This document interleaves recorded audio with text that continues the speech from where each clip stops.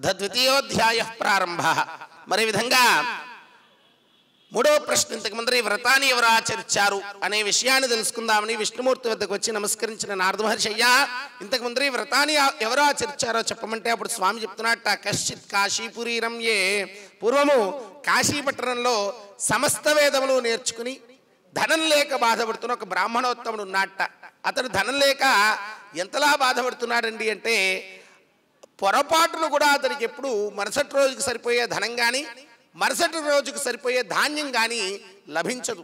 ఎంత లభించినా అది ఆ రోజు వరకు సరిపోయేంతే లభిస్తూ ఉంటుంది. అటువంటి దారిద్ర్య స్థితిలో ఉన్నాడు ఆ బ్రాహ్మణుడు. అతడు భిక్షకి వెళ్ళాడు. ఒకరోజు ఎక్కడా భిక్ష దొరకలేదు. ఒక రావి చెట్టు కింద కూర్చుని ఈ విధంగా బాధపడుతున్నాడు. ఏమని, నేను ధనం లేనివాడనే, నేను వివాహం చేసుకోవడం ఎందుకు, నా భార్యా పిల్లల్ని ఈ విధంగా బాధపెట్టడం ఎందుకు, మరి ఆత్మహత్య చేసుకుందామంటే అది మహాపాపం కదా అని తనలో తాను కుమిలిపోతూ ఉన్నాడు. మరి వేదం నేర్చుకున్నటువంటి అంత గొప్ప స్థితిలో ఉండాల్సినటువంటి బ్రాహ్మడు బాధపడ్డాని విష్ణుమూర్తి చూడలేకపోయాడు. ఒక వృద్ధ బ్రాహ్మణ వేషంలో అక్కడికి వచ్చాట. నాయనా, మీరేదో బాధలో ఉన్నట్టున్నారు, మీ బాధ ఏమిటో నాకు తెలియజేస్తే తీర్చగలనేమో చూస్తానన్నట్ట. అయ్యా, నాకున్నదల్లా ఒకే బాధ, అది ధనం. ధనం కలగాలంటే ఏం చేయాలో చెప్పండి అయ్యా అంటే, నాయనా ధనం కలగాలంటే సత్యనారాయణ వ్రతం చేయి, తద్వారా ధన సమృద్ధి కలుగుతుంది అన్నారు. స్వామి, ఆ వ్రతం ఏమిటో నేను ఎక్కడా చూడలేదు, ఎప్పుడూ వినలేదు. మరి ఎలా ఆచరించాలో మీరు చెప్తే అలాగే ఆచరిస్తానన్నాడు. నాయనా, ఈ విధంగా వ్రతం ఆచరించాలి అని స్వామివారి వివరాలు చెప్తుంటే ఆనంద తన్మయత్వంతో కళ్ళు మూసుకుని వింటున్నాడు ఆ వ్రతం గురించి. ఎప్పుడైతే వ్రతం గురించి చెప్పడం పూర్తయిందో స్వామివారు అంతర్ధానం అయిపోయారు. ఏమిటి మాటలు వినిపించట్లేదు అని కళ్ళిదేరు చూసిన ఆ బ్రాహ్మడికి ఎదురుగా ఎవ్వరూ కనిపించలేదు. అయితే వచ్చింది సాక్షాత్తు సత్యదేవుడని తెలుసుకుని ఎంతో బాధపడ్డాడు. అంతకంటే ఎక్కువ ఆనందపడ్డాడు. సత్యదేవుడు వస్తే బాధపడ్డం ఎందుకండి అంటే, వచ్చింది స్వామివారనే ముందు తెలుసుకోలేకపోయినందుకు బాధపడ్డాడు. కానీ తన కష్టాలను తీర్చడానికి సాక్షాత్తు స్వామివారే వచ్చినందుకు ఆనందించిన వాడే శ్వః కరిష్యామి ఏతద్వ్రతం, సాక్షాత్తు ఆ స్వామి చెప్పిన ఈ వ్రతాన్ని నేను రేపే ఆచరిస్తాను అని సంకల్పం చేశాట. సంకల్పం అయితే చేశాడు, కానీ ఇంటికి వెళ్ళి చూస్తే ఉట్టి అక్షతలతో వ్రతం చేద్దామంటే బియ్యపు గింజలు కూడా లేవుట. ఉట్టి అక్షతలతో వ్రతం చేద్దామంటే బియ్యపు గింజలు లేని నేను రేపే వ్రతం చేస్తాను అని సంకల్పం ఎందుకు చేశాను, రేపు ఈ వ్రతం చేస్తాను అని చేయకపోతే నాకు ఇంకా ఎంతటి దుస్థితి వస్తుందో కదా అని బాధపడుతూ భయపడుతూ ఉన్నట్ట. అతడు బాధపడుతున్నాడనో భయపడుతున్నాడనో కాలం ఆగదు. తెల్లారింది. తెల్లారా స్నానం చేశాడు. సత్యదేవుడికి నమస్కరించాడు. అయ్యా, నేను వ్రత నిమిత్తమై భిక్షార్థనై వెళ్తున్నాను, ఎంత భిక్ష లభిస్తే అంతటితో నీ వ్రతాన్ని ఆచరిస్తాను అని నమస్కరించి భిక్షకి వెళ్ళాట. భిక్ష లభించడం మొదలుపెట్టిందట. ఎలా లభిస్తోందండి భిక్ష అంటే, ఎంతసేపు భిక్ష అడిగినా బయటికి రాని స్త్రీలు కూడా తమంతట తాము పిలిచి భిక్షనిస్తున్నారట. ఆ భిక్షంతా చాలా అధికంగా వస్తూ ఉందట. ఇంతటి భిక్ష నేను జీవితాంతం భిక్షాటం చేసినా దొరకదు.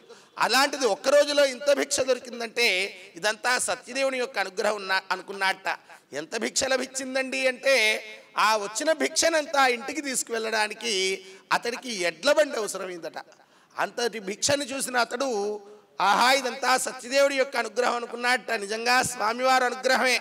స్వామివారు మాత్రం ఒకేసారి ఎందుకండి అంత అనుగ్రహించేశాడంటే, మరుసటి రోజు తిండికి లేని బ్రాహ్మడు ఒకేసారి ఇంత ద్రవ్యం లభిస్తే వెళ్ళే ముందు అన్నమాట, ఎంత భిక్ష వస్తే అంతటితో వ్రతం చేస్తాను అని. మరి ఆ మాట మీద నిలబడతాడా, సగం దాచేసుకుని సగం చేద్దాంలేమని ఎవడు అడుగుతాడని లోభత్వం చూపిస్తాడా? ఎందుకు పరీక్ష పెట్టాలి అంటే, భూలోకానికి సత్యనారాయణ వ్రతాన్ని ఈయన ద్వారానే పరిచయం చేస్తున్నాడు స్వామి. మరి ఎటువంటి యోగ్యుడో తెలుసుకోవాలి కదా.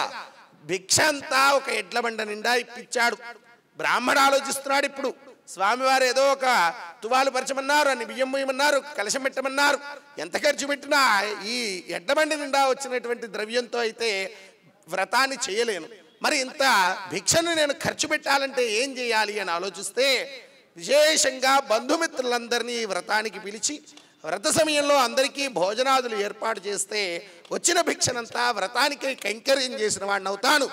ఒక్క బియ్యపు గింజ కానీ ఒక్క కందుపప్పు పలుకు కానీ నేను ఉంచుకోను అనుకున్నాడు. దానికే తృప్తి చెందాడు స్వామి.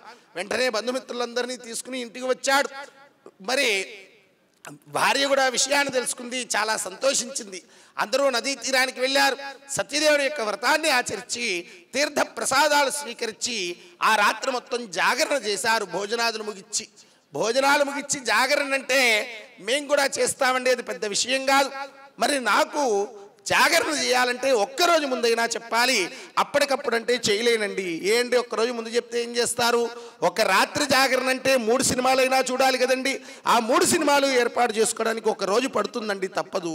అలా ఏదో కాలక్షేపం చేస్తూ సినిమా చూస్తూ మాట్లాడుకుంటూ ఒక రాత్రంతా కూర్చుంటే దాన్ని జాగరణ అనరండి. అలా చేసినా జాగరణ పుణ్యఫలితం వస్తుందంటే నైట్ డ్యూటీ చేసే వాళ్ళందరికీ వాటికి మోక్షం వచ్చేయాలి. మరి ఏమిటండి జాగరణ? రాత్రంతా లేచి ఉండడం కాదా? లేచే ఉండాలి. ఎలా? ఏ దేవత కోసం మనం జాగరణ చేస్తున్నామో ఆ దేవతా సహస్రనామాలు కానీ, కీర్తనలు కానీ, భజనలు కానీ, అంటే ఒక రాత్రంతా స్వామివారి నామాన్ని ఉచ్చరిస్తూ ఒక రాత్రి గడిపితే దాని జాగరణ అంటారు తప్పితే కళ్ళు తెరిచి కాలక్షేపం చేస్తే దాని జాగరణ అనరు. దానివల్ల పుణ్యం కూడా రాదు.